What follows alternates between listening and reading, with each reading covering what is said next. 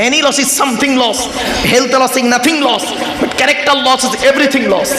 মানুষের যদি টাকা চলে যায়, ইনকাম করলে টাকাটা আবার ফিরে আসবে। মানুষের যদি শরীর চলে যায়, ফ্যাট জাতীয় খাবার, শর্করা জাতীয় খাবার, প্রোটিন জাতীয় খাবার খেলে শরীরটাও ফিরে আসবে।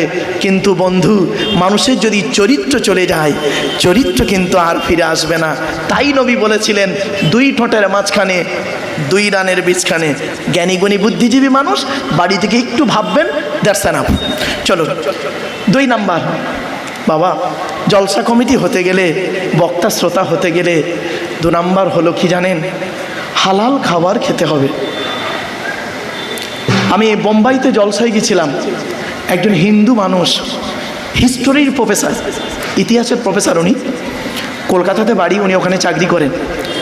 2014 সাল থেকে আমার বক্তব্য ফলো করছিলেন। 2014 সাল, 12টা বছর, 25 সালের ঘটনা, 11 বছর আমার বক্তব্য উনি ফলো করেছেন। বলছে আমি এবং আমার ওয়াইফ দুজনে আপনার বক্তব্য শুনি। তা আমি আপনার 2014 সালের একটা বক্তব্য আপনি দিয়েছিলেন আহমেদাবাদ শহরে, গুজরাটের আহমেদাবাদ শহরে 4 ঘন্টা বক্তব্য দিয়েছিলেন কনস্ট্যান্টলি। তো সেই বক্তব্য আমি শোনার পর, আমি একজন ব্রাহ্মণ ঘরের ছেলে, আমি আপনার বক্তব্যকে ফলো করতে গিয়ে আমি বললাম কোরআন শিখবো। তা আমি একজন মৌলানা সাহেবের কাছে কোরআন শিখেছি। তো শেখার পরে দেখুন তো আমার কোরআন পড়া হচ্ছে কি না। তো খুব সুন্দর পড়লেন। বলছে আমি কোরআনের বাংলা অর্থ জোগাড় করলাম, 5খানা তাফসির আমার কাছে আছে, 5টা তাফসির, নামও বললেন, তাফসিরে জালালাইন, তাফসিরে মারিফুল কোরআন, তাফসিরে ইবনে কাসির, 5টা তাফসির আমার কাছে আছে। বলছে আমি গোটা কোরআনের পড়ি, এই তাফসিরগুলো পড়ে একটা জিনিস আমার মনের মধ্যে খুব ঘুরছে, প্রশ্ন। তা আমি অনেক বক্তাকে করেছি, তারা আমাকে ভুল ভাল বুঝিয়ে দিয়েছেন, আমি স্যাটিসফাই নই, ভুল ভাল বুঝিয়েছেন। আমি বুঝতে পারছি ভদ্রলোক আমাকে ভুল বোঝাচ্ছেন, কিন্তু আমি স্যাটিসফাই নই। তবে আমার একটা দৃঢ় বিশ্বাস ছিল, আপনি কোনোদিন যদি বোম্বাইতে আসেন, তাহলে বা আমি কলকাতাতে গেলে আপনার সঙ্গে দেখা করব। তা আমি বললাম বলুন স্যার, শুনুন প্রশ্নটা শুনুন, শুনলে চমকে যাবেন আপনারা। উনি বললেন, আমি গোটা কোরআন পড়ে দেখলাম, কোরআনে একটা প্রশ্ন আমাকে খুব ভাবালো। কি প্রশ্নটা? কি বলছেন? মদ খাওয়া হালাল না হারাম? হারাম। উনি বলছেন আমাকে, তা আমি বললাম হারাম। সুদ খাওয়া হালাল না হারাম? আমি বললাম হারাম। জেনা করা হালাল না হারাম? আমি বললাম হারাম। শুকরের মাংস খাওয়া হালাল না হারাম? তা আমি বললাম হারাম। এবার উত্তরটা, প্রশ্নটা শুনুন। আমি কোরআনে কাদের জন্য হারাম বলেছে আল্লাহ? ইয়া আইয়ুহাল্লাযীনা আমানু, হে ঈমানদার বান্দাগণ। আমি তো ঈমানদার বান্দা নই, আমি তো মুমিন মুসলমান নই, আমি অমুসলমান। তা আমি যদি একটা মেয়েকে নিয়ে ব্যভিচার করি, আমি যদি শুকরের মাংস খাই, কেন আল্লাহ আমাকে কিয়ামতের মাঠে জাহান্নামে দেবেন? ও তো দেখলাম মোমেনদেরকে বলেছে আল্লাহ, মদ খেও না, সুদ খেও না, ব্যভিচার করো না। আমার কথা তো আল্লাহ বলেনি। প্রশ্নটা বুঝতে পেরেছেন? প্রশ্নটা বুঝতে পেরেছেন? আর ভাই বলুন, একটু কথা বলুন। আপনারা উত্তর দিয়ে একটু আওয়াজ দিলে আমার ভালো লাগবে। আমি তো চুপ করে গেলাম। মারাত্মক প্রশ্ন, এরকম প্রশ্নের সম্মুখীন জীবনে আমি কোনোদিন হইনি। কেন আল্লাহ আমাকে শাস্তি দেবেন? আমার কথা তো আল্লাহ কোরআনে বলেনি। আমি বললাম স্যার, আপনি গোটা কোরআন পড়েছেন? বলছে হ্যাঁ। বললাম প্লিজ স্যার, কিছু মনে করবেন না, কোনো একটা জায়গায় মিস্টেক হয়ে গেছে। মিস্টেক মানে?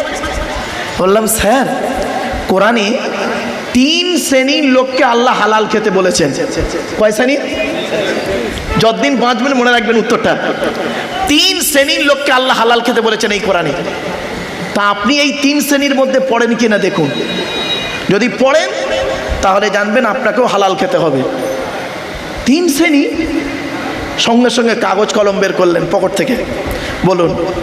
উনি জানেন পারা নাম্বার, পৃষ্ঠা নাম্বার না, আমি লাইন ধরে বলি। উনি এসছেন, তাই বললাম চলুন। সর্বপ্রথম পৃথিবীতে আল্লাহ কোরআনে বলেছেন, নবী রসুলদেরকে আল্লাহ হালাল খেতে বলেছেন। কাদের কাদের কাদের? নবী রসুলদেরকে হালাল খেতে বলেছেন কোরআনে। দলিলটা দিচ্ছি, দাঁড়ান।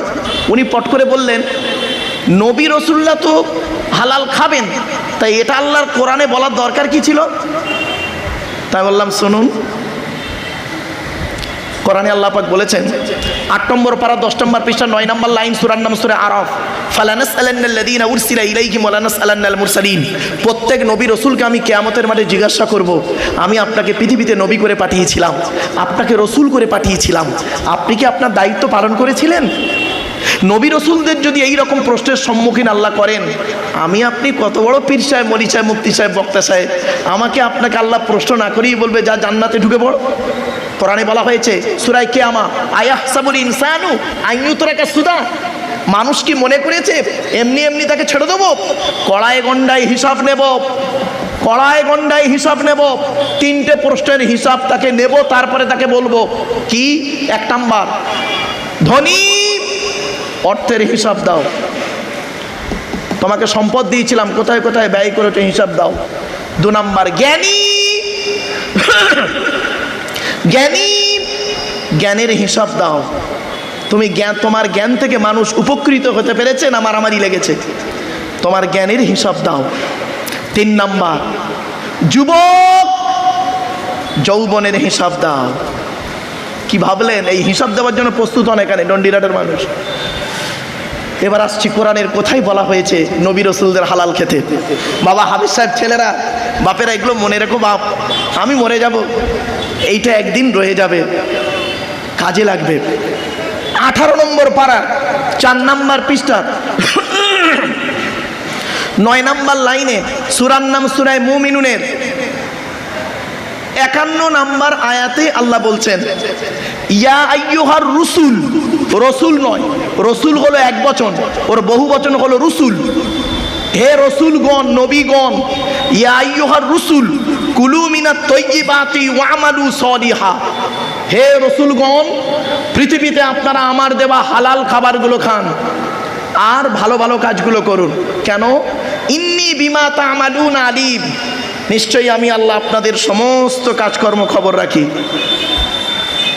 আমি বললাম স্যার, উনি পট করে আমাকে বলছেন স্যার আমি নবীও নই রসুলও নয়। তখন আমি বললাম স্যার আমিও নবীও নই রসুলও নয়। তাহলে 1 নম্বরটা বাদ, 1 নম্বরটা বাদ। 2য় নম্বরটাই দেখি, 2য় নম্বরে পড়ি কিনা। যারা আল্লাহকে বিশ্বাস করে, নবীদেরকে বিশ্বাস করে, ইসলামিক পরিভাষায় তাদেরকে বলে মোমেন। কি বললাম? মোমেন। তো কোরআনে বলা হয়েছে মোমেনদেরকে আল্লাহ হালাল খেতে বলেছেন। মোমেনদেরকে দলিল 2 নম্বর পারা 4 নম্বর পৃষ্ঠা 14 নম্বর লাইন, সূরার নাম সূরা বাকারার 168 নম্বর আয়াত, ইয়া আইয়ুহাল্লাযীনা আমানু, হে ঈমানদার বান্দাগণ, কুলু মিন তাইয়্যিবাতি মা রাযাকনাকুম ওয়াশকুরু লিল্লাহি ইন কুনতুম ইয়্যাহু তা'বুদুন, হে ঈমানদার বান্দাগণ, আমার দেওয়া হালাল খাবারগুলি তোমরা ভক্ষণ করো আর আমারই কৃতজ্ঞতা যাপন করো, আমারই আরাধনা উপাসনা করো, ইবাদত করো। পট করে উনি বললেন স্যার আমি মোমেন নই, ওটা আপনার জন্য। বললাম হ্যাঁ স্যার এই আয়াতটা আমার জন্য। এবার 3য় নাম্বারটায় আপনি পড়েন কি দেখুন তো স্যার, আপনারা শুনুন, আমরা প্লিজ অ্যাটেনশন, প্লিজ অ্যাটেনশন, গুরুত্ব দিয়ে কথাটা শুনুন। এই 3 নাম্বারটা উত্তরটা ওনার হচ্ছে বা দেখুন। আমি ওনাকে বললাম স্যার মানুষের আরবি, মানুষের আরবি কোরআনে অনেকগুলো আছে, তা আমি আপনাদের বোঝার জন্য 5টা বলছি। ইনসান মানে মানুষ, বাশারুন মানে মানুষ, রজুলুন মানে মানুষ, নাস মানে মানুষ, ঠিক আছে? আরো অনেক আছে আয়াত। তো নাস মানে মানুষ, কুল আউযু বিরাব্বিন নাস, জানেন তো নাস মানে মানুষ, মানব জাতিকে নাস বলা হয় ওর আরবি। তা নাস মানে মানুষ বলছে হ্যাঁ। এবার আসুন কোরআনে আল্লাহ পাক বলেছেন 2 নম্বর পারা 4 নম্বর পৃষ্ঠার 9 নম্বর লাইন, সূরার নাম সূরা বাকারার 168 নম্বর আয়াত, আর ওই আয়াতটা ছিল 172 নম্বর আয়াত। নিচের আয়াত এখনই যে মোমেনদের জন্য বললাম ওটা 172 নম্বর আয়াত, আর এটা হলো 168 নম্বর আয়াত। কি বলছে আল্লাহ দিকে ওই পৃষ্ঠা একটু উপরের দিকে, ইয়া আইয়ুহান নাস, হে মানব জাতি। এখানে হিন্দু, মুসলিম, জৈন, ব্রাহ্মণ, খ্রিস্টান, নো ডিভাইডেড, কোনো পার্থক্য নেই। ইয়া আইয়ুহান নাস, হে মানব জাতি, কুলু মিম্মা ফিল আরদি হালালান তাইয়্যিবা, পৃথিবীতে আমার দেওয়া হালাল খাবারগুলো তোমরা ভক্ষণ করো। ওয়ালা তাত্তাবিউ খুতুওয়াতিশ শয়তান, শয়তানের পথকে অনুসরণ করিও না। কেন? ইন্নাহু লাকুম আদুউম মুবিন, শয়তান হলো তোমাদের প্রকাশ্য দুশমন। স্যার আপনি কি মানব জাতির মধ্যে না ওই ডারউইনবাদটাকে বিশ্বাস করেন, ম্যাঙ্কি থেকে ম্যান? বলছে না না না না, ম্যাঙ্কি থেকে, বাঁদর থেকে মানুষ নয়, আমি আদমের সন্তান। বললাম স্যার আপনি তো একজন মানুষ। বলছে হ্যাঁ। দেখুন আল্লাহ বলেছেন হে মানব জাতি, নবীদের জন্য আলাদা শব্দ বললেন, মোমেনদের জন্য আলাদা শব্দ বললেন, আর সমগ্র মানব জাতিকে হালাল খেতে বললেন। তখন ওনার গালে হাত। কিছু বুঝতে পারলেন আমার বাপেরা? চলুন এবার আসছি 3 নাম্বার। জলসা কমিটি হতে গেলে আমার কমিটি ভাইরা ভুল বুঝবেন না বাপ, আমি বাস্তবটাই বলছি, 5 ওয়াক্ত নামাজি হতে হবে। এই কোরআনে আছে 82 জায়গায়, কত কত কত 82 জায়গায় বিভিন্ন অ্যাঙ্গেলে নামাজ শব্দটা আছে। সব জায়গায় সলাৎ শব্দ নেই। সলাৎ শব্দের আবিধানিক অর্থ হলো দোয়া, আর হাকিকি অর্থ আর মাজাজি অর্থ, আলেমুল আমারা বুঝবেন, মাজাজি অর্থ হলো আর কানে মখসুসা, নির্দিষ্ট নিয়মাবলীর মাধ্যমে দোয়া। চলো, এই জন্য কোরআনের তাফসির করতে গেলে 25 রকমের জ্ঞান তার ভিতরে থাকতে হবে, তবে ওই লোকটা কোরআনের তাফসির করতে পারবে। সহজ জিনিস নয় বাপ। চল এবার আসছি, এই কোরআনে আছে 82 জায়গায় বিভিন্ন অ্যাঙ্গেলে নামাজের কথা, আর লেখাপড়ার কথা কোরআনে আছে 92 জায়গায়। তো কোন সংখ্যাটা বেশি, 82 না 92? তাহলে লেখাপড়ায় পিছিয়ে কেন? ছেলেকে ধনী না বানিয়ে জ্ঞানী বানিয়ে যান, ছেলেকে ধনী না বানিয়ে জ্ঞানী বানিয়ে যান। সম্পদ বেশি দিন থাকে না, জ্ঞান মরে যাওয়ার পরেও রয়ে যায়। যারা শুধু মরে নাহি দেয় প্রাণ, তাদের কবু কোনো দিন করেনি সম্মান। আল্লামা রুহুল আমিন রহমাতুল্লাহ আলাইহি আমাদের থেকে অনেক দিন আগেই চলে গেছেন। তিনি চলে গেছেন, তার সন্তানেরা চলে গেছেন। দাদা হুজুর পীর কিবলা রহমাতুল্লাহ আলাইহি তিনি চলে গেছেন, তার সন্তানেরাও চলে গেছে। তাদের রেখে যাওয়া স্মৃতিগুলো আজও রয়ে গেছে। যারা শুধু মরে নাহি দেয় প্রাণ, তাদের কবু কোনোদিন করেনি সম্মান। পেছনের হাদিসটা বলি, এটা হাদিসের একটা এই ছন্দটা হাদিসের ছন্দ, শুনে নিন। আল্লাহ রসুল বলেছেন মানুষ মারা যায়, আমলের দরজা বন্ধ হয়ে যায়, 3টে দরজা খোলা থাকে। 1 নাম্বার সাদাকাতুন জারিয়া, পৃথিবীতে যদি দান খয়রাত করে যায় কবরে শুয়ে শুয়ে সওয়াব পাবে।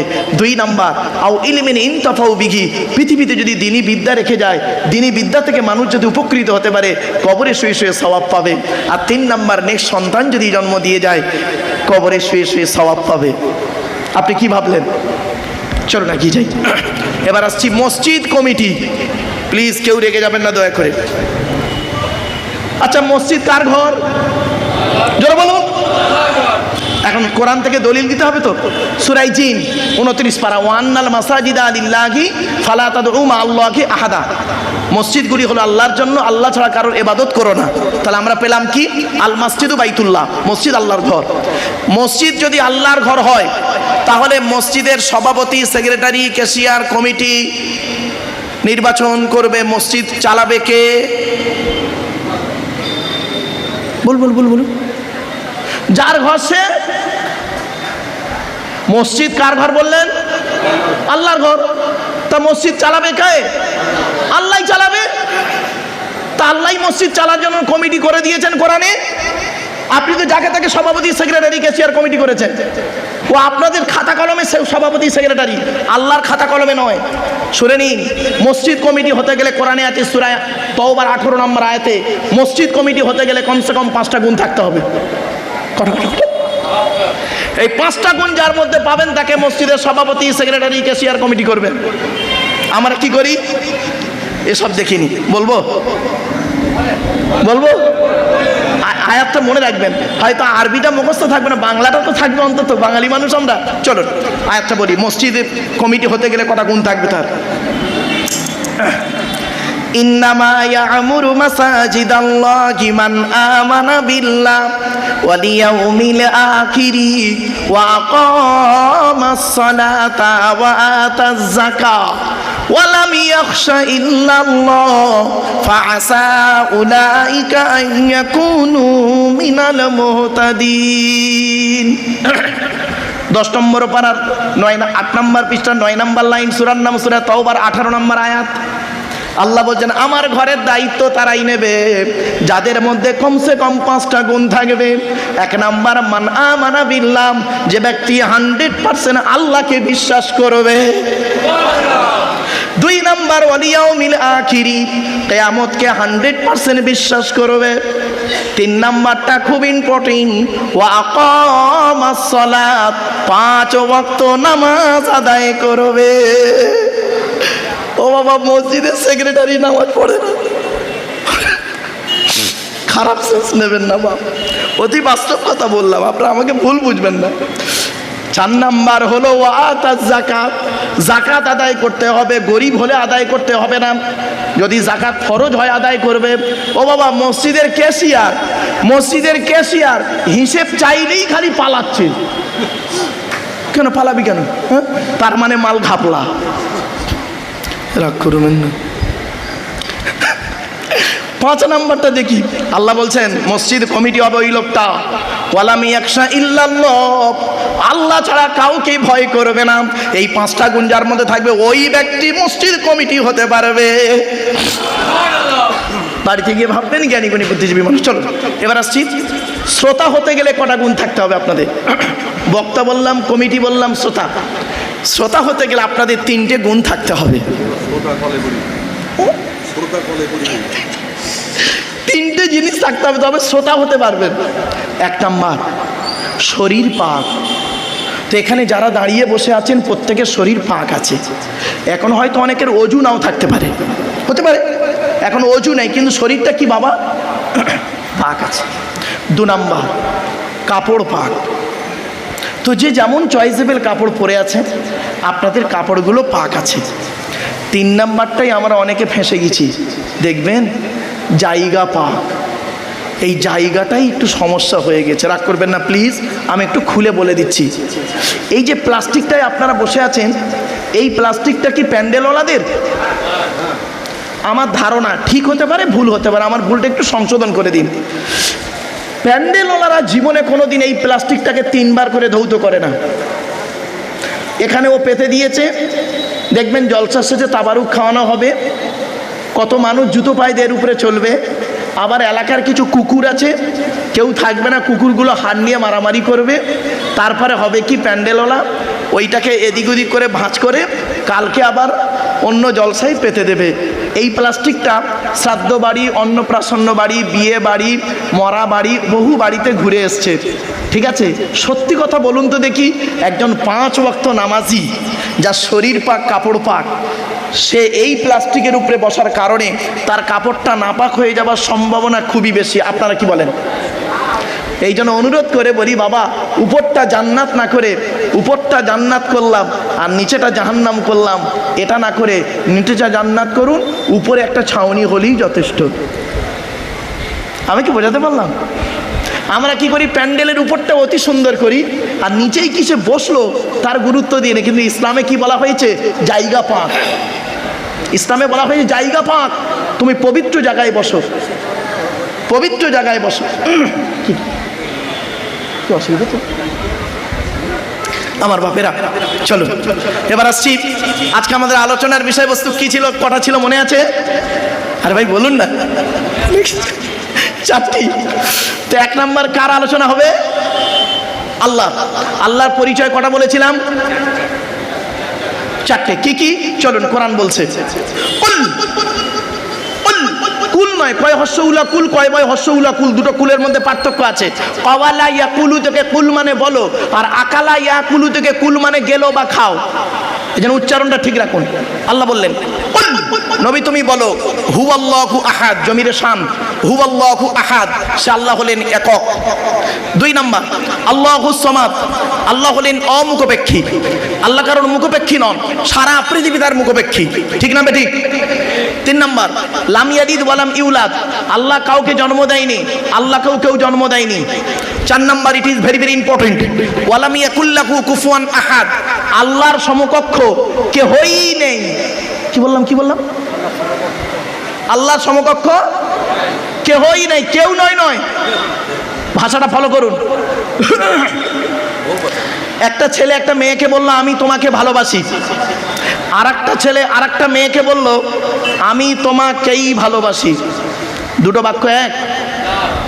যে বলল আমি তোমাকে ভালোবাসি, অন্যকে বাঁচতেও পারি নাও পারি। সম্ভাবনা থাকতেও পারে, নাও পারে। আর যে বললো আমি তোমাকেই ভালোবাসি, তার মানে শুধুই তুমি, আদার্স কেউ নেই। তো আল্লাহ পাক বললেন ওয়ালাম ইয়াকুল্লাহু কুফুয়ান আহাদ, নফি জিহাদ বালাম। আলেম উলামা ভাইরা বুঝতে পারছেন, ওয়ালাম ইয়াকুল্লাহু কুফুয়ান আহাদ, আল্লাহর সমকক্ষ কেউ হই নাই। কি ভাবলেন? চলো না গিয়ে যাই। এবার আসছি, আল্লাহর পরই স্থান হলো নবীদের। আপনারা নবী দিবস করছেন তাই না? আসুন, নবীদের পরিচয় হলো তিনটে। কটা কটা? তিনটে। এক নম্বর, যিনি নবী হবেন তার চরিত্র উত্তম হতে হবে। পৃথিবীতে যত নবী এসেছেন প্রত্যেক নবীর চরিত্র উত্তম করে পাঠিয়েছে আল্লাহ। জোরে বলুন সুবহানাল্লাহ। আচ্ছা, একটা কথা বলতে আমি ভুলে গেলাম, আল্লাহ যুগে যুগে নবী পাঠিয়েছেন, রসুল পাঠিয়েছেন, সঙ্গে কেতাবও পাঠিয়েছেন। ছোট্ট একটা এক্সাম্পল দিই। কি কি কি কি অসুবিধা হচ্ছে? না বাপ, না থাক থাক থাক, অসুবিধা নেই। আল্লাহ যুগে যুগে নবী পাঠিয়েছেন, রসুল পাঠিয়েছেন, আর কেতাব পাঠিয়েছেন। ছোট্ট একটা উদাহরণ দিই আপনার, প্লিজ এই উদাহরণটাকে শুনে নিন। আমরা সবাই বাঙালি মানুষ, ভারতীয়, ঠিক না বেঠিক? এখন আমরা আমেরিকায় যাব, আমেরিকার ভাষা কি? ইংরাজি। এখন আমরা ইংরাজি যারা আমরা জানি তারা আমেরিকায় ঘুরতে পারবো ভালো করে টুকটাক দেখে টেকে। আর যারা কিছুই জানে না তারা কি করবে? এমন একজন লোকের প্রয়োজন যিনি ইংরাজিটাও জানবে, বাংলাও জানবে, ঠিক না বেঠিক? বাহ! তাহলে অজানা দেশে যেতে গেলে খুব ভালো করে বুঝে নিন, অজানা দেশে যেতে গেলে সেই দেশে একটা গাইড বুক লাগবে, আর সেই দেশের একজন গাইডার লাগবে, ঠিক না বেঠিক? কত সহজে বুঝে ফেললেন। এবার কোরআন থেকে বোঝাই, শুনুন। আল্লাহ পাক বলেছেন 14 নম্বর পারা 13 নম্বর পৃষ্ঠা 13 নম্বর লাইন, সূরার নাম সূরা নাহাল। ওয়াল্লাহু আখরাজাকুম মিন বুতুনি উম্মাহাতিকুম, আমি আল্লাহ তোদেরকে তোদের মায়ের পেটের ভিতর থেকে বের করেছি। লা তা'লামুনা শাইয়া, পৃথিবীর কোনো ভাষাই তুই জানতি কিনা। ওয়াজআলা লাকুমুস সামআ, শোনার জন্য কান দান করেছি। ওয়াল আবসারা, দেখার জন্য চোখ দান করেছি। ওয়াল আফইদা, বোঝার জন্য হৃদয় দান করেছি। কেন? লাআল্লাকুম তাশকুরুন, যাতে করে তুই আমার পৃথিবীতে থেকে আমারই কৃতজ্ঞতা যাপন করবি। ঠিক আল্লাহ বলছেন শুধু তোকে একা পাঠাইনি, মায়ের পেট থেকে পাঠানোর আগে পৃথিবীতে আমি দুটো জিনিস পাঠিয়েছি। এই পৃথিবীকে চিনতে গেলে, জানতে গেলে, বুঝতে গেলে, চলতে গেলে দুটো জিনিস লাগবে। মায়ের পেট ছিল একটা জগৎ, আর পৃথিবীর জগতে যখন এলি, এই জগতে আসতে গেলে দুটো জিনিস দিয়ে পাঠিয়েছি, একটা গাইড বুক, একটা গাইডার। পৃথিবীর গাইড বুকটার নাম হলো দি হলি কোরআন, আর গাইডারটার নাম হলো মুহাম্মদ সাল্লাল্লাহু আলাইহি ওয়াসাল্লাম। আমরা গাইড বুকটাকে ফলো করিনি, আর গাইডারটাকেও ফলো করিনি, মাত্র আমরা খাবই। বোঝাতে পারলাম?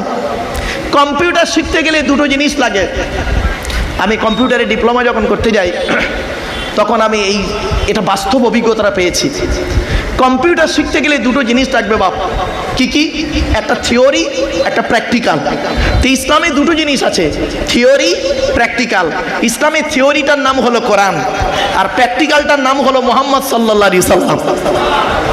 কোরআনে বলা হয়েছে নামাজ কায়েম করো, কিভাবে পড়বেন প্র্যাকটিক্যাল করে দেখিয়ে দিলেন মুহাম্মদ সাল্লাল্লাহু আলাইহি ওয়াসাল্লাম। কোরআনে বলা হয়েছে রোজা রাখো, কিভাবে রাখবেন প্র্যাকটিক্যাল করে দেখিয়ে গেলেন মুহাম্মদ সাল্লাল্লাহু আলাইহি ওয়াসাল্লাম। কোরআনে বলা হয়েছে প্রতিবেশীর সঙ্গে ভালো আচরণ করো, কিভাবে করবেন প্র্যাকটিক্যাল করে দেখিয়ে গেলেন মুহাম্মদ সাল্লাল্লাহু আলাইহি ওয়াসাল্লাম। আমরা থিওরিটাকেও ফলো করিনি, প্র্যাকটিক্যালটাকেও ফলো করিনি। থিওরি প্র্যাকটিক্যাল বাদ দিয়ে তৃতীয় কোনো ব্যক্তির মত ও পথকে গুরুত্ব দিয়েছি, মাত্র আমরা খাবই।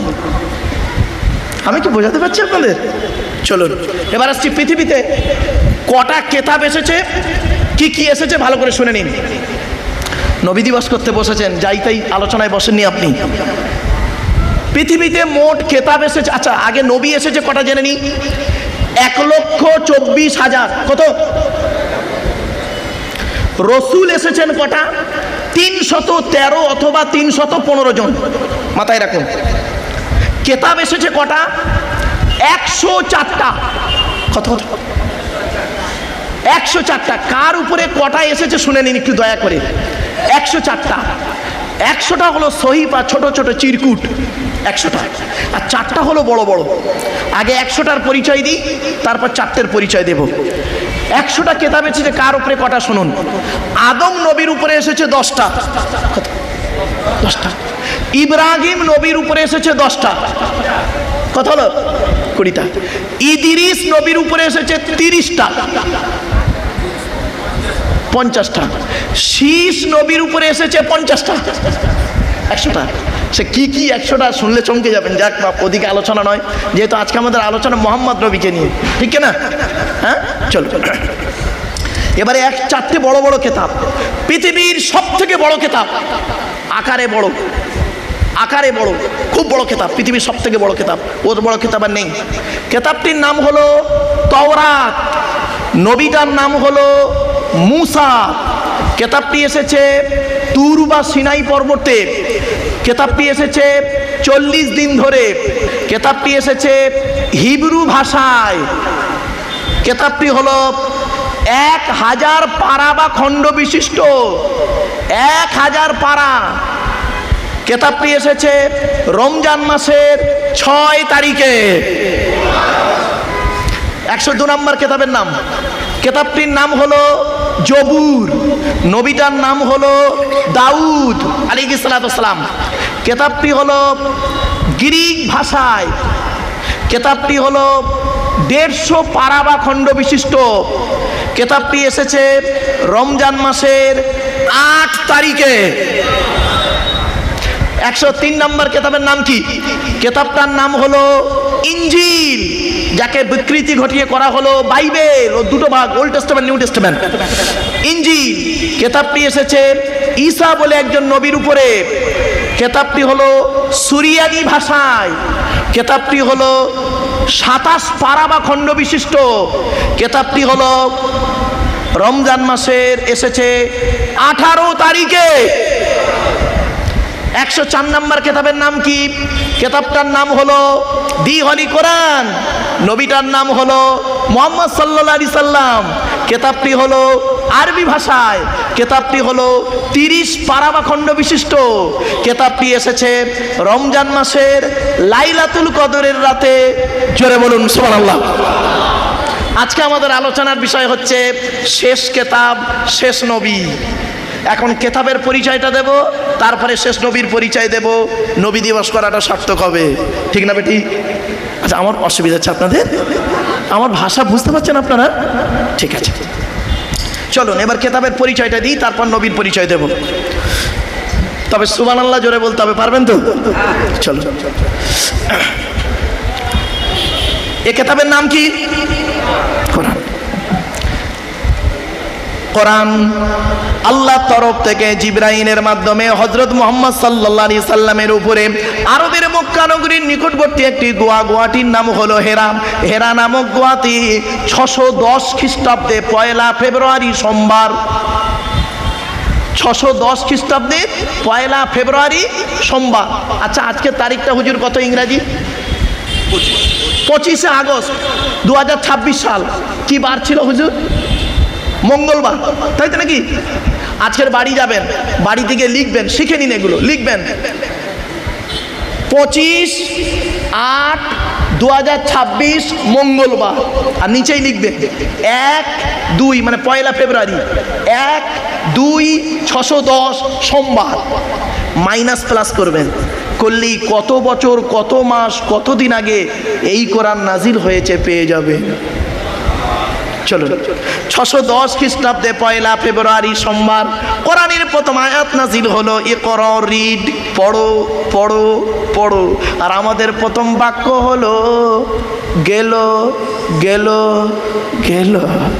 পেট শান্তি, দুনিয়া শান্তি। রাগ করবেন না বাপ। চলো এবার আসছি এ কোরআনের ভিতরে কি আছে। 30টা পারা, 540টা রুকু, 114টা সূরা, 14 থেকে 15খানা সাজদা, 7টা মনজিল, 8 থেকে 12খানা সাক্তা, 6666টা আয়াত, কেউ বলেছেন 6236টা আয়াত, 3,23,215টা অক্ষর। এ কোরআন 22 বছর 9 মাস 14 দিন, কম বেশি 23 বছর ধরে কোনো ঘটনাকে কেন্দ্র করে, কোনো ব্যক্তিকে কেন্দ্র করে, কোনো বস্তুকে কেন্দ্র করে, কোনো জায়গাকে কেন্দ্র করে কোরআনের আয়াতগুলো নাজিল হয়েছে। 6000 আয়াত নাজিল হয়েছে, 12,000 জায়গায় নাজিল হয়েছে। আপনি কটা জায়গার নাম জানেন? শুধু মক্কা আর মদিনাই জানেন। সেদিন ছেলেদের তাফসির পড়াতে পড়াতে এগুলো বলছিলাম যে অন্তত পড়াশোনার মতো পড়াশোনা করলে লাভ আছে। ভালো করে পড়াশোনা করো, ভালো আলেম হও আল্লাহকে খুশি করার জন্য, অহংকার করার জন্য নয়, খবরদার নয়। চলেন এবার আসছি, কোরআনের ভিতরে রয়েছে কি 1000 আয়াত হলো ইতিহাস, 1000 আয়াত হলো কি জানেন আপনার আদেশ, 1000 হলো নিষেধ, 250 আয়াত হলো হারাম, 250 আয়াত হলো হালাল। মনে পড়ছে? আর অনেক আছে, ওদিকে গেলাম না। এবার আসছি, এ কোরআন যার উপরে নাজিল হলো তার নাম হলো মুহাম্মদ সাল্লাল্লাহু আলাইহি ওয়াসাল্লাম, ঠিক না ঠিক? এবার নবীদের পরিচয় হলো 3টে। 1 নাম্বার, যিনি নবী হবেন তার চরিত্র হবে উত্তম। 2 নাম্বার, যিনি নবী হবেন তার উপরে আল্লাহর তরফ থেকে ওহী নাযিল হতে হবে। 3 নাম্বার হলো যিনি নবী হবেন তার দ্বারাই অলৌকিক ঘটনা ঘটতে হবে, একটা হোক বা 50টা হোক।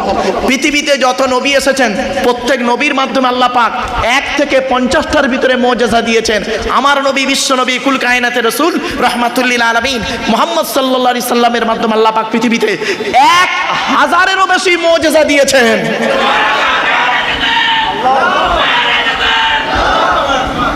কটা জানেন? 1000-এরও বেশি মুআজিজা আছে।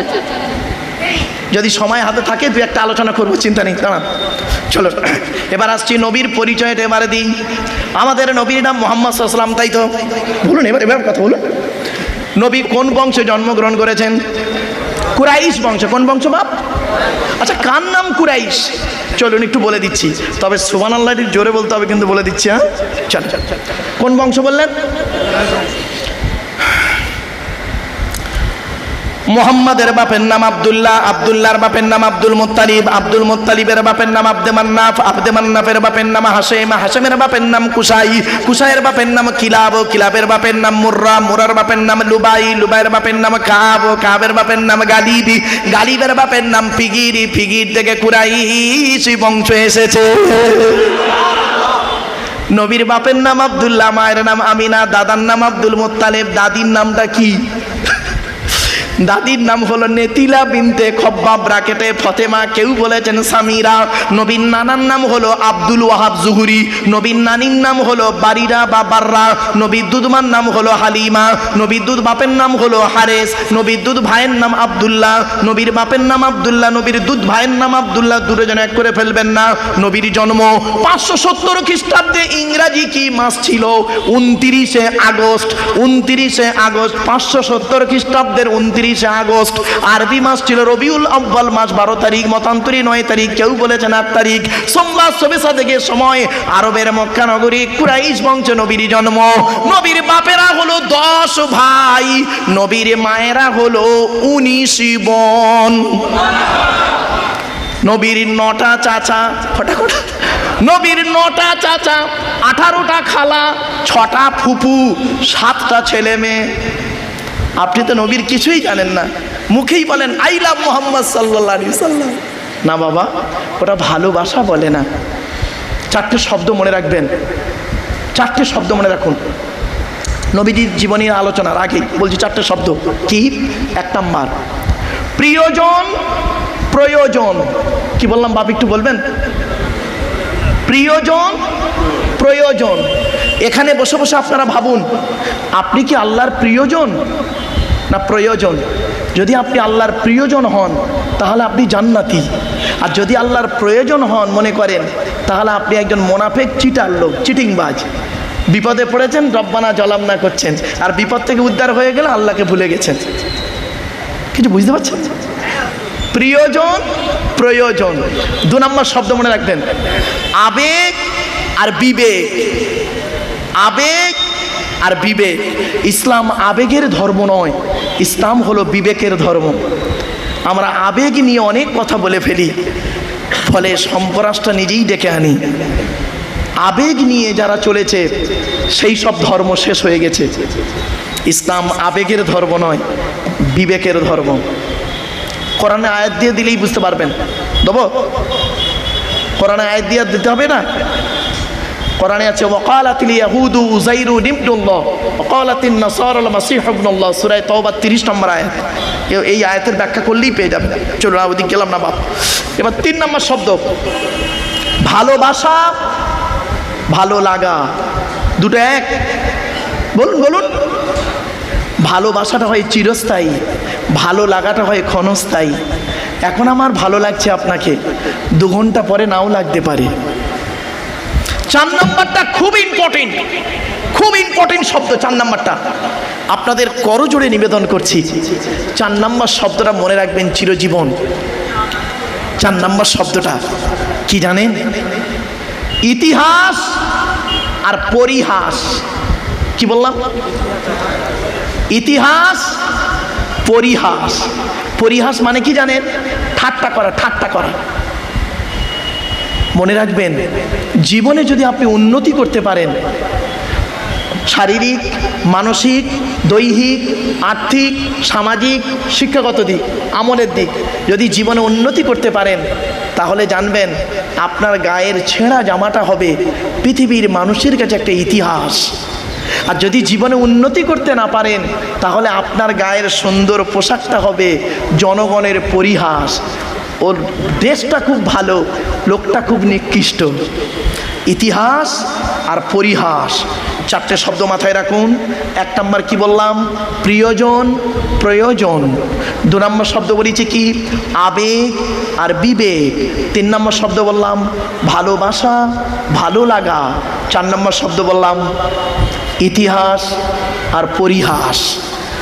এ কথাগুলো একটু মাথায় রাখুন, তাহলে দেখবেন আমার বক্তব্য আপনার খুব তাড়াতাড়ি বোধগম্য হয়ে যাবে ইনশাআল্লাহ। চলো এবার আসছি, নবীর বাপেরা হলো 10 ভাই, তাই তো? এখন নবীর 9টা চাচা, 18টা খালা। এখন 9টা চাচার নাম কি? বড় চাচার নাম হারেস। কি বললাম? হারেস, জুবায়ের, মুকাইম, ফাইদাক, জাইদাক, আবু লাহাব, হামজা, আব্বাস, আবু তলেব। নবীর বাপ হলো আব্দুল্লাহ। নবীর 7টা ছেলে মেয়ে, 3টে পুত্র সন্তান, 4টে কন্যা সন্তান। 3টে পুত্র সন্তানের নাম কি? বড় ছেলেটার নাম হলো কাসেম, পরের ছেলেটার নাম হলো তাহির বা তৈয়েব, ছোট ছেলেটার নাম হলো ইব্রাহিম। 4টে কন্যা সন্তানের নাম কি? বড় মেয়েটার নাম হলো জাইনাব, রুকাইয়া, উম্মে কুলসুম। ছোট মেয়েটার নাম হলো ফতেমা, যার সঙ্গে নবীজি হযরতে আলী রাদিয়াল্লাহু তাআলা আনহুকে বিবাহ দিয়েছিলেন। এখন ছোট্ট একটি প্রশ্ন, হযরত আলী রাদিয়াল্লাহু তাআলা আনহুকে জামাই করতে গেলেন কেন নবী? আরবে কি ছেলের খুব অভাব ছিল? তাও নয়। আর হযরত আলী রাদিয়াল্লাহু তাআলা আনহু কি কোটিপতি ছিলেন? তাও নয়। তা জামাই করতে গেলেন কেন? এখান থেকে একটা শিক্ষা আপনারা নিয়ে নিন, কোন ছেলেকে জামাই করবেন। যাই তাই ছেলেকে জামাই করবেন না। যে ছেলের মধ্যে কমসে কম 2টো গুণ পাবেন, ওই ছেলেকে জামাই করবেন। আর কোন মেয়েকে বৌমা করবেন, যাই তাই মেয়েকে বৌমা করবেন না। এই যুবক ছেলেরা শুনে নাও, খালি সাদা চামড়া দিকে ছুটতে যাও না। বাংলায় একটা কথা আছে, নদীর জল ঘোলা ভালো, জাতের মেয়ে কালো ভালো।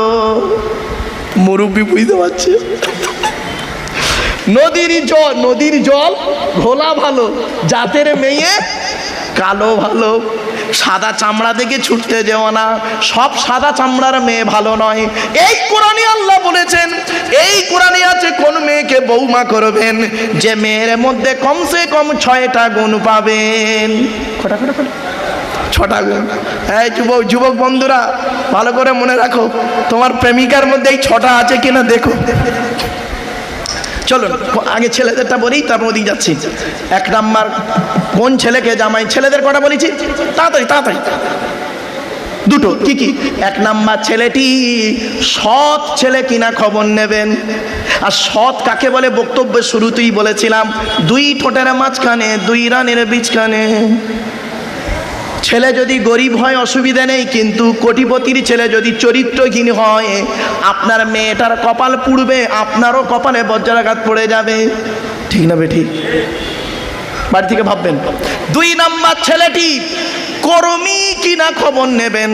কর্মী ভাষাটা বুঝে? কর্মী, পরিশ্রমী। বাপের হোটেলে খায় এমন ছেলেকে জামাই করবেন না। ছেলেটা নিজে কি করে খবর নেবেন। ও যদি 10 টাকা ইনকাম করে ওটাই যথেষ্ট, নিজে মেহনত করে। পরিশ্রমী ছেলে যদি গরিব হয়, কোটিপতির ছেলে যদি কুড়ে হয়, আপনার কুড়ে বলেন তো না অলস বলেন, কোনটা ভাই? হ্যাঁ, কোটিপতির ছেলে যদি অলস হয় 2 বছর পরে বিভিন্ন অ্যাঙ্গেলে শ্বশুরের কাছে বাটি ধরবে। কোটিপতির ছেলে যদি কুড়ে হয় 2 বছর পরে বিভিন্ন অ্যাঙ্গেলে শ্বশুরের কাছে বাটি ধরবে। আর গরিবের ছেলে যদি পরিশ্রমী হয় 2 বছর পরে বিল্ডিং বানানোর মানসিকতা তৈরি করবে। আমার বাপেরা, আমার এক বন্ধু কলেজের প্রফেসর, একসঙ্গেই পড়াশোনা করেছি, ওর একটাই মেয়ে। আমাকে বলছে, মারুফ ভাই তো আমার মেয়ের বিয়েতে তোকে থাকতে হবে। আর ওই আপনারা যেদিন পাকা দেখাশোনা করেন ওটাকে কি বলেন, দিন ধার্য। তা বলে ওই দিন তো থাকতে হবে। তা আমি গিয়েছি, ওরা আমাকে চেনে না, যারা বরের লোকেরা আমার চিনতে পারে না, কারণ আমার একটা টুপি আছে, ওই লাল টুপি, ইউটিউবে দেখবেন আছে না, বলুন না, অনেকে দেখেছেন ওই লাল টুপির একটা ইতিহাস আছে। আল্লাহ তার ভালো করুক, এই বসিরহাট জলসায় আমি একদিন এসেছিলাম ফাল্গুন মাসে, যে জলসাটা হয় হুজুরের বাড়ির জলসা। তো আমি সিম্পলভাবে এসেছি, কেউ আমাকে চিনতে পারেনি। বলি দেখি জলসার চরিত্রটা কেমন। তা ঘুরছি একটা টুপিওয়ালা বেচারা, সে আমাকে দেখে বলছে, মনটা একটু তার খারাপ দেখলাম, মনে হয় সারাদিন একটু বেচাকেনা একটু কম হয়েছে। তা বলছে, হুজুর আমি একটু বেচাকেনা কেমন চলছে? তা বলছে, আলহামদুলিল্লাহ, আল্লাহ যেভাবে চালায়। তা আমি ওর মনের অবস্থা দেখে বুঝলাম যে টুপি খুব বেশি বিক্রি হয়নি।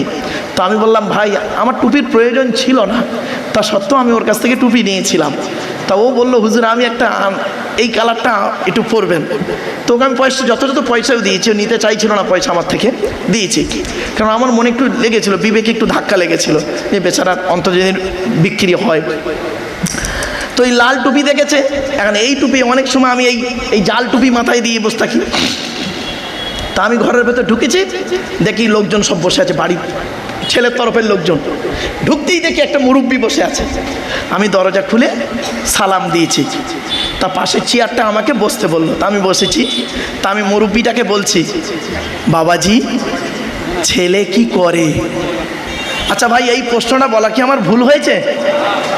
ছেলে কি করে? বুড়োটা কি বললো শুনবেন, ভালো করে শুনুন। বুড়োটা বলছে, ছেলের খালু হাফেজ। বুঝতে পারিনি না, ছেলের খালু হাফেজ। ছেলে কি করে? বলে ছেলের খালু হাফেজ। তা মনে মনে ভাবছি, ছেলের খালু হাফেজ, তা তোর বাপের কি? ছেলে কি সেটা বল না। বাড়ি থেকে ভাববেন, খালি বড় লোকের ছেলে থেকে জামাই করতে যাবেন না, এটা কোনোদিন ভাববেন না। আমার রসুল যদি তাই দেখতো, তাহলে আরবের সব থেকে কোটিপতি ছেলের সঙ্গে মা ফাতেমার বিবাহ দিতে পারতেন, হজরত আলীকে জামাই করতে যেতেন না। বাড়ি থেকে ভাববেন, অনেক আলোচনা আছে। চলুন এবার আসছি, কোন মেয়েকে বৌমা করবেন? মেয়েদের কটা গুণ বলেছি? 6টা। কোথায় আছে বলুন বলুন, কোরআনে আয়াতটা শুনে নিন। মুসলিমাতিন, মুমিনাতিন, কানিতাতিন, তাইবাতিন, আবিদাতিন, সাইহাতিন, সাঙ্গিবাতিন, আবকার। 28 নম্বর পারার 19 নম্বর পৃষ্ঠার একেবারে 11 নম্বর লাইন, সূরার নাম সূরা তাহরীমের 5 নম্বর আয়াত। 1 নম্বর মেয়েটি মুসলমান কিনা খবর নেবেন, 2 নম্বর হলো মুমিনাতিন, বিশ্বাসী মেয়ে কিনা খবর নেবেন, আর 3 নম্বরটা খুবই ইম্পর্টেন্ট, কানিতাতিন, আনুগত্যশীলা মেয়ে কিনা খবর নেবেন। দূর থেকে খবর নিয়ে দেখবেন মেয়েটি ওর বাপ আর মাকে ভক্তি শ্রদ্ধা করে কিনা খবর নেবেন। দূর থেকে খবর নিয়ে সঠিক তথ্য যদি পেয়ে যান মেয়েটি ওর বাপ আর মাকে ভক্তি শ্রদ্ধা সম্মান করে না, ও যত বড় পীর সাহেবের মেয়ে হোক, আর মুফতি সাহেবের মেয়ে হোক, আর হাজী সাহেবের মেয়ে হোক, জীবনে খবরদার কোনোদিন ওই মেয়েকে ভিটে তুলবেন না। ও ওর নিজের বাম্মাকে ভক্তি শ্রদ্ধা করে না, তোমার বাম্মার পাতে সহজে এক থালা ভাত দিতে চাইবে না। বেশিরভাগ মেয়েদের সংসার নষ্ট হয় মেয়ের মায়ের কান ভাঙানিতে, ঠিক না বেঠিক? যে মেয়ের মা যত বেশি চালাক, ওই মেয়ের কপালে তত তাড়াতাড়ি তলাক, ঠিক না বেঠিক? বাস্তব বললাম, খারাপ সেন্স নেবেন না মা, চলুন এগিয়ে যাই। বাস্তবটাই বললাম। আল্লাহ নবী একদিন সাহাবীদের বললেন, তোমাদের বাড়িতে কয় শ্রেণীর মেয়ে ছেলে আছে গো? সাহাবীরা বললেন, ইয়া রাসূলুল্লাহ, আমাদের বাড়িতে 4 শ্রেণীর মেয়ে ছেলে আছে। কয় শ্রেণীর? আর আমাদের সত্যি আছে তাই, কে কে? মা, বোন, মেয়ে, বউ, ঠিক না বে ঠিক? আমার মা বোনেরা আছে না চলে গেছে? আছে মা বোনেরা ওয়াজ শুনছে? আমার মা বোনরা অনুরোধ করে বলি, মা বসিরহাটের মা বোনেরা দয়া করে এই কথাটা আপনি দয়া করে একটু শুনে যান। আপনার আমার বাড়িতে 4 শ্রেণীর মেয়ে ছেলে আছে, মা, বোন, মেয়ে, বউ। কি করে আপনি বুঝবেন আপনার মা, বোন, মেয়ে, বউ জান্নাতে যাবে না জাহান্নামে যাবে? বলুন, শুনে নিন আজকের কটা নিয়ম বলছি। রাসূলুল্লাহ বলেছেন, যে নারীর মধ্যে এই 6টা অভ্যাসের একটা পাবে, বুঝে নেবে তোমার স্ত্রী জাহান্নামী, তোমার মা জাহান্নামী, যত নামাজ পড়ুক, রোজা রাখুক, হজ করুক, যাকাত দুক। তোমার মেয়ে জাহান্নামী। এই 6টার একটা যদি থাকে, দয়া করে একটু শুনে যান আর বাড়িতে গিয়ে প্র্যাকটিক্যাল করুন। আপনার মা, বোন, মেয়ে, বউয়ের মধ্যে যদি এই 6টার একটা থাকে, অনুরোধ করে তাদেরকে এগুলো চেঞ্জ করবেন। 1 নাম্বার, নবীজি বললেন, ওই মেয়ে ছেলে নামাজ পড়ে, রোজা রেখে, হজ করে, যাকাত দিয়ে জাহান্নামায় যাবে যে মেয়ে ছেলে স্বামীর সঙ্গে যখন কথা বলে মেজাজ দিয়ে কথা বলে। অনেক মা বোন আছে দেখবেন, পাড়ার লোকের সঙ্গে কথা বলে মিষ্টি ভাষায়, আর স্বামীর সঙ্গে যখন কথা বলে দেখবেন মেজাজ দিয়ে। জানি না কেন, হতে পারে ও পীর সাহেবের মেয়ে, আপনি সাধারণ ঘরের ছেলে, হতে পারে ও পয়সাওয়ালা ঘরের মেয়ে, আপনি গরিব ঘরের ছেলে, হতে পারে আপনি গায়ের রং কালো, আপনার ওর গায়ের রং ফর্সা সুন্দরী, হতে পারে ও খুব লেখাপড়ায় MA পাস, আপনি হয়তো 8 ফেল, জানি না, আল্লাহ ভালো জানে। 1 নাম্বার, ওই নারী আজ বাড়িতে গিয়ে দেখবেন এই অভ্যাসটা যদি আপনার মায়ের মধ্যে থাকে, আপনার মায়ের মধ্যে যদি এই অভ্যাস থাকে, আপনার মা যদি আপনার বাপের সঙ্গে মেজাজ দিয়ে কথা বলে, আপনি ছেলে হিসেবে আপনার দায়িত্ব হলো মায়ের দুটো পায়ে জড়িয়ে ধরে বলবেন, মা তুমি আব্বার সঙ্গে মেজাজ দিয়ে কথা বলো না। আমি আজকের কোরআনের মাহফিলে গিয়ে, নবী দিবসের মাহফিলে গিয়ে শুনে এসেছি, ওই নারী হলো জাহান্নামী নারী, যে নারী স্বামীর সঙ্গে মেজাজ দিয়ে কথা বলে। তোমার নামাজ রোজা কবুল হবে না। 2 নাম্বার, ওই নারী হলো জাহান্নামী নারী, যে নারী স্বামীর দুর্নাম বদনাম অন্যের কাছে করে বেড়ায়। অনেক মেয়ে ছেলে আছে দেখবেন, বাবা আমি আজকের পড়াশোনা করাইনি, আমার বহু ছাত্রছাত্রী মাস্টার, ডাক্তার, ইঞ্জিনিয়ার, প্রফেসর থেকে, মানে কি বলবো, পুলিশ ডিপার্টমেন্ট থেকে শুরু করে বহু ছাত্রছাত্রী। তো বাস্তবটাই বলছি, অনেক মেয়ে ছেলে কি করে জানেন, বিয়ে হয়ে গেছে, 2 ছেলের মা হয়ে গেছে, কি করে, সেই বাল্যকালে যে প্রেমিকটা ছিল তার ফোন নাম্বার জোগাড় করে তার সঙ্গে ফোনে সময় দেয়। স্বামীকে 24 ঘন্টার ভিতরে 5 মিনিট ভালো করে কথা বলে না, আর প্রেমিকার সঙ্গে ঘন্টার পর ঘন্টা ভিডিও কল চলছে। ও নারী জাহান্নামী নারী। ও যত বড় পীর সাহেব, মুফতি সাহেব, মহাসাহেবের মেয়ে হোক, ওসব দেখবেন না। ডাইস যদি খারাপ হয়, ও ডাইস থেকে যেটা বেরোবে বেকাই বেরোবে, আর ডাইসটা যদি ভালো হয়, ও ডাইস থেকে যেটা বেরোবে ভালোই বেরোবে। ডাইসটার নাম হলো বাপ আর মা, এই জন্য বাম্মাকে বলা হয় প্যারেন্টস। সহজ শব্দ নয় ওটা। চলুন এবার আসছি 3 নাম্বার, ওই মেয়ে ছেলে নামাজ পড়ে রোজা রেখে জাহান্নামায় যাবে যে নারী স্বামীর বিছানা ছেড়ে দিয়ে অন্য বিছানায় রাত কাটায়। এই ধরনের মেয়েদের বয়স কত জানেন? 50, 55, 60, 65। 60 বছরের বুড়ি 70 বছরের বুড়ো স্বামীর পাশে আর ঘুমায় না। উনি কি করেন, স্বামী মরছে কি খাচ্ছে কি, স্ট্রোক রুগী, সুগার রুগী, হার্টের রুগী, কখন মরে কখন বাঁচে খবর বুড়ি রাখে না। বুড়ি কি করে জানেন, ছোট ছেলের ঘরে ঘুমায়, নাতিটাকে নিয়ে ঘুমায়, তাহাজ্জুদের নামাজ পড়ে, কোরআন তেলাওয়াত করে। বুড়ির ধারণা তাহাজ্জুদের নামাজ আর কোরআন পড়লে উনি জান্নাতে যাবে। এত সহজ নয়। রাসূলুল্লাহ বলেছেন, হকের উপরে স্বামী যদি নারাজ থাকে আল্লাহ নারাজ হয়ে যাবে, হকের উপরে স্বামী যদি খুশি থাকে ও নারী তুমি জান্নাতে যাবে। জোরে বলুন। কি ভাবলেন? চলো না গিয়ে যাই। 4 নাম্বার হলো, ওই নারী জাহান্নামী নারী, নামাজ পড়ে রোজা রেখে হজ করে জাহান্নামায় যাবে যে নারী স্বামী থাকতে অন্য পুরুষের সঙ্গে পরকীয়ায় লিপ্ত হয়। কি ভাবলেন? স্বামী রয়েছে, অন্য পুরুষের সঙ্গে পরকীয়া মানে ব্যভিচারে লিপ্ত হয়েছে। দেখলে মনে হবে মেয়েটা খুব ভালো মেয়ে, বোরকা পরে আছে, তো নেকাব করে আছে, খুব আল্লাহ আল্লাহ করছে, কিন্তু ভেতর থেকে কোনো ধর্মীয় ব্যক্তির সঙ্গে শারীরিক সম্পর্কে জড়িয়ে পড়েছে। কথাটা শুনতে টক লাগলেও অতি বাস্তব। এজন্য বলেছিলাম আবেগ আর বিবেক। এই মা বোনেরা, মনে কোনো এই ধর্মীয় ব্যক্তিদের আবেগটাকে কাজে লাগিয়ে তুমি তাকেও জেনায় ফেলো না, আর তুমি নিজে তোমার স্বামী থাকতে তার সঙ্গে জেনায় লিপ্ত হইও না। কি বলতে চাইছি বুঝতে পারলেন? মিডিয়ারা আছে, ওরা খুব বুঝতে পারছে, আর জ্ঞানীগুণী বুদ্ধিজীবী মানুষরাও বুঝে নিচ্ছেন। দয়া করে অনুরোধ করলাম, 5 নম্বরটা খুব ইম্পর্টেন্ট, খুব ইম্পর্টেন্ট, খুব ইম্পর্টেন্ট। ওই নারী নামাজ পড়ে রোজা রেখে জাহান্নামায় যাবে যে নারী স্বামীর পরিবারের সঙ্গে খারাপ আচরণ করে। স্বামীর পরিবার, আচ্ছা স্বামীর পরিবার কারা? বাপ, স্বামীর বাপ, স্বামীর মা, স্বামীর ভাই, স্বামীর বোন। অনেক মা বোন আছে দেখবেন, ওর বাপ ভাই এলে দেখবেন কত গুরুত্ব, আপ্যায়নের গুরুত্ব কত বেশি। আর স্বামীর বাপ ভাই আসুক, তার কোনো গুরুত্ব নেই। এজন্য আপনাদের বলে যাচ্ছি, আপনার বইয়ের মধ্যে যদি এই রকম চরিত্র দেখেন, তাহলে এক কাজ করবেন, আপনার বাপ যখন আসবে মাছের মাথা আনবেন, আপনার শ্বশুর যখন আসবে মাছের মাথা আনবেন। তবে মাছ দুটোর নাম বলে যাচ্ছি, আপনার বাপ যখন আসবে কাতলা মাছ আনবেন, আর আপনার শ্বশুর যখন আসবে মাগুর মাছ আনবেন। বুঝতে পারেননি? আরে মাগুর মাছের মাথা কিছু আছে? দুটোই মাছ আনবেন, মাছ আনবেন। শ্বশুর এলেও মাছ, তবে সত্যি সত্যি করবেন না, সংসার ঝামেলায় পড়ে যাবে। জাস্ট একটু এক্সাম্পল দিলাম বাবা। আমি এটা বলার উদ্দেশ্য হলো স্বামীকে গুরুত্ব দাও। মা আমার, ভুল বুঝবেন না। চলুন এবার আসছি 6 নম্বর। ওই নারীর প্রতি আল্লাহ লানত, যে নারী তার স্বামীকে বলে, যে নারী তার স্বামীকে বলে তোমার সঙ্গে বিয়ে হয়ে আমার জীবন নষ্ট হয়ে গেছে, আমার মতো মেয়ে বলে তুমি বেঁচে গেলে। অনেক মা বোন আছে দেখবেন সংসার করতে করতে বলে আমার মতো মেয়ে বলে তুমি বেঁচে গেলে, অন্য কেউ হলে বুঝতে পারতে। কেন, কি করতে? তোকে পেয়ে আরো ঝামেলায় পড়ে গেছি আমি। রাগ করবেন না, এমনি বল। আমার বাপেরা, জলসা যখন দেবেন আপনারা 3টে জিনিসকে ঠিক রাখবেন।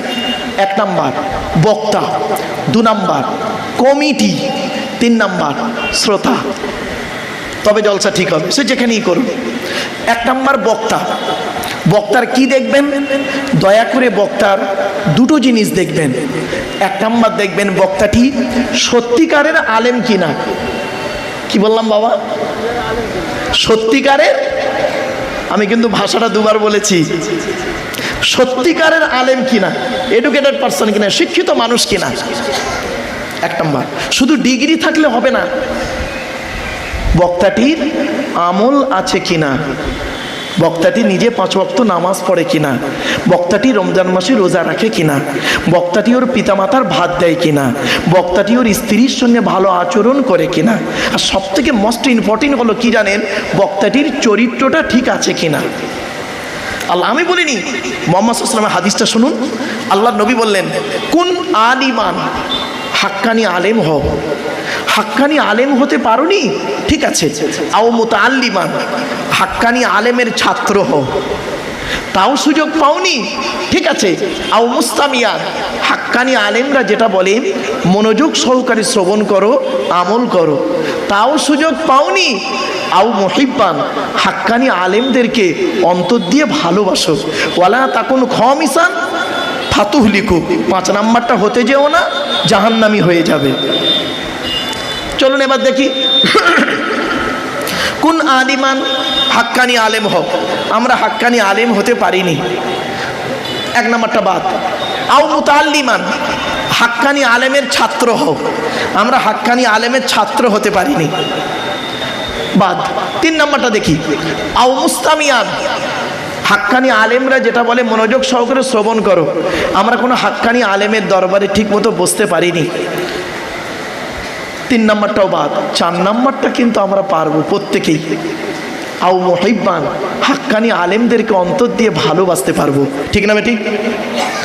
এরকম একজন হাক্কানি আলেমের নাম বলি, বলবো? আর ভাই বলুন না, বলি। বেশি দূর নয়, সম্ভবত এখান থেকে 1 কিলোমিটার হবে।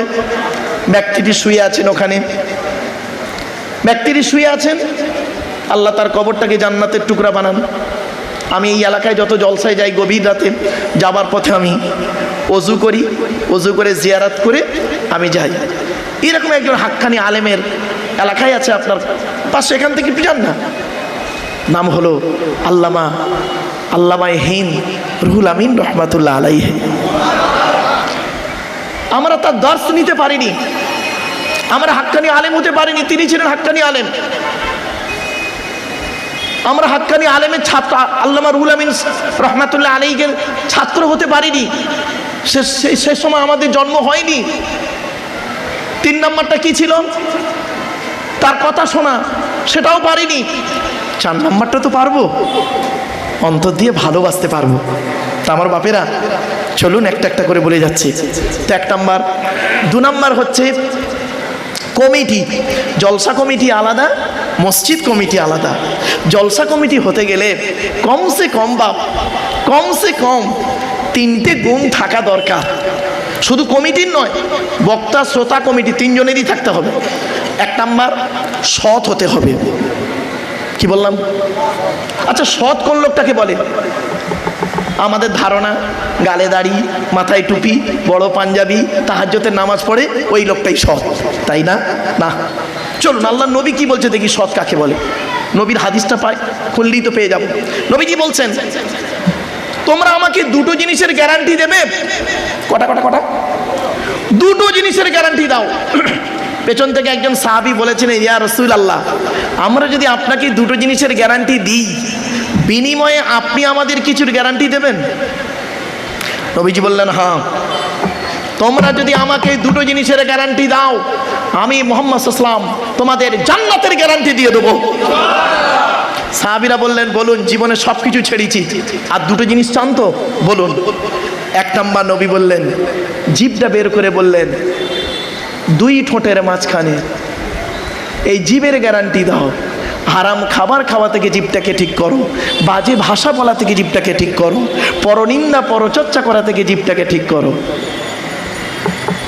তখন সাহাবীরা সব চুপ। আল্লাহ, কি খেতে কি খেয়ে ফেলেছি, কি বলতে কি বলে ফেলেছি, চুপ একদম, পিন অফ সাইলেন্ট, চুপচাপ। একজন সাহাবী কেঁদে ফেললেন, কেঁদে কেঁদে বলছে, ইয়া রাসূলুল্লাহ, 2য় নাম্বারটা বলুন। নবী বললেন, 2 রানের মাঝখানে, 2 রানের বীজখানে, অর্থাৎ লজ্জাস্থানের গ্যারান্টি দাও। এত সহজ ভাবলেন? 2 ঠোঁটের মাঝখানে, 2 রানের বীজখানে। এই জন্যই মুহাম্মদ সাল্লাল্লাহু আলাইহি ওয়াসাল্লাম বলেছিলেন, the messenger of Allah, peace be upon him, said, the best are you those with good manner. নবী বলেন, তোমাদের মধ্যে উত্তম ব্যক্তি ওই লোকটা যার ক্যারেক্টার, চরিত্র ভালো, ওই লোকটাই হলো উত্তম ব্যক্তি। একজন উকিল, ব্যারিস্টার, মাস্টার, ডাক্তার, মোল্লা, মনি সাহেব, পীর সাহেব, দরবেশ সাহেব, আমির সাহেব, মুফতি সাহেবের যদি চরিত্র খারাপ হয়, আর একজন টোটোলার চরিত্র যদি ভালো হয়, টোটোলাটাই হলো আল্লাহর কাছে প্রিয় ব্যক্তি।